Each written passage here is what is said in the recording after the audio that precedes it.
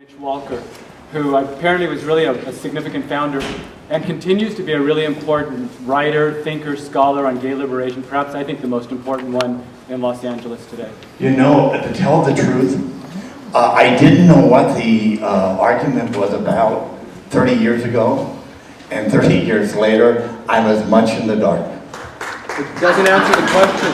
Well, that's my answer. I have no idea what the racket's about. So are you trivializing him or not? Back. Wait.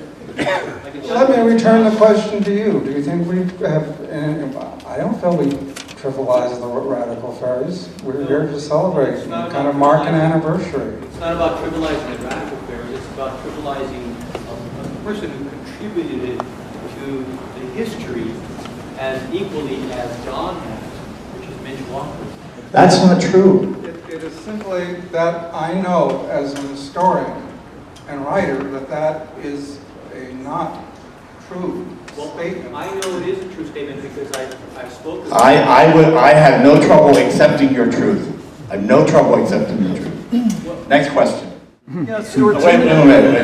Stuart No, we want to get some other people here to ask questions. Stuart Timmons. This is not a Stuart Timmons filibuster. wrote the definitive This is not a filibuster. biography of Let Harry some other Hay. people speak. And what Let you're him presenting here speak. Let some other today, people speak. what you're presenting here today, I have my opportunity to speak. I have the talking stick now. And Stuart Timmons wrote the definitive biography of Harry Hay, and what you're presenting here today in terms of the formation of the Radical Fairies is in direct contradiction to what he, through his interviews with you, Mitch, Harry, and Don, and John, his partner, formulated and came up with this, the history of the formation of the Radical Fairies. And what you're presenting today is a revisionist history. You're erasing his history. Hierarchy. When you eliminate people, that creates a hierarchy, and that's anti-radical. We've heard you. Anti-radical. Have some respect for your brothers and sisters. You just erase him, that creates a Have some hierarchy. respect for your brothers and Respect sisters. for us. Well, how about you respecting Mitch Walker and the history of the Radical Fairies? You feel like You should respect the history of the Radical Fairies the way it happened. I wasn't talking about anything else beyond that. And If you And like to you're read erasing the that history. current You're giving a column I revisionist have in history Frontiers, here in that the One column, Institute. I The write One about Institute, how which that is an unfolded. archive of gay and lesbian history. And you're revising it for your own self-aggrandizement. No, it's all been so said and done now, hasn't it? I'm tired of this stuff. And by the way, let me just say that Mitch Walker's contribution to the Radical Fairies has been written, including by myself. So I certainly haven't Mark, can I say something? erased anything. If indeed there is someone else here from the group outside and you want to set up an event where you talk about your history of the Radical Fairies as an alternative to the one we're presenting here today, we're totally open to the possibility of that. And we'll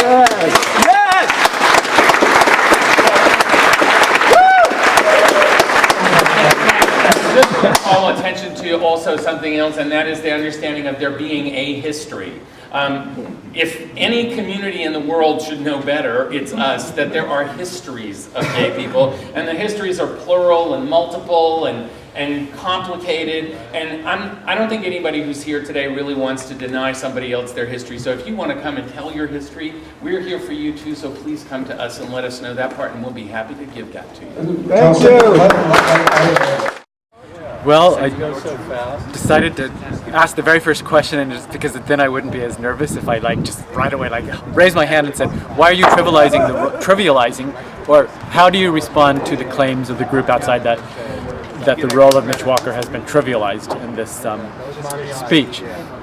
So, and I could see that Don Kilhefner did not like the question at all. It would have been a really easy question for him just to answer as, yes, Mitch did have a role, and here's how I see what it was. He could have given something and made it a non-issue, but he really did not. You could see some begrudging that I had even asked the question. I feel proud of myself for it. Good.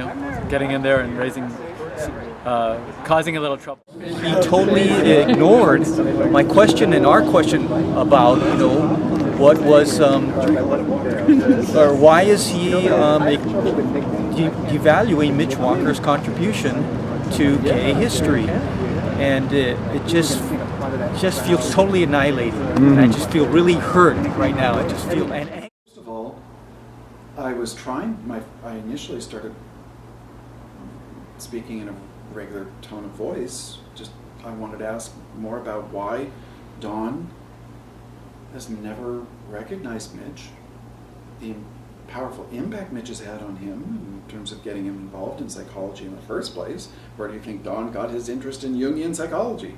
Mitch. Well, when I heard people start to say, you know, sit down, hey, quiet up, you know, everybody has their own view, and it's a, I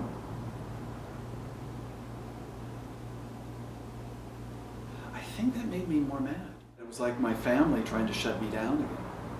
Go back to acting appropriate. Which, when you think about it, is really anti-fairy. So you're mostly psychotherapists. A lot of us are. Yeah. Sorry, yeah. Yes. What's your name? Doug, sit down. Oh yes, I read you. A little bit. But you had your day.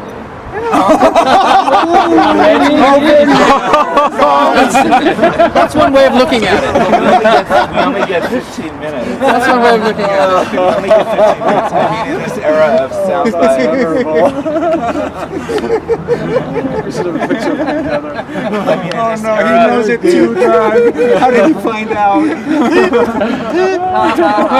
That was the wrong answer. But we're interested in having our day actually emerge, because the power of our ideas are actually, we think, really lasting, much more lasting than this assimilationist or the status quo. The argument, at least as I understand it, you know, as it's now positioned between Don and the Gay Men's Medicine Circle, and then this other group of people who are inspired by Mitch's work, is an argument around practice, around, do you live the process of gay-centered inner work, or do you just talk as if you do, and do you operate at a more extroverted level? And that's, I think, the crux of the debate right now.